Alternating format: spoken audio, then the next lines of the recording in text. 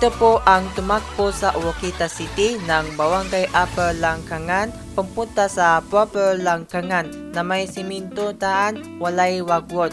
Dito sa Langkangan Central School along the V. Zawaga Road papunta sa Barangay Hall at doon sa kalsada papunta sa Junction Upper Lamag.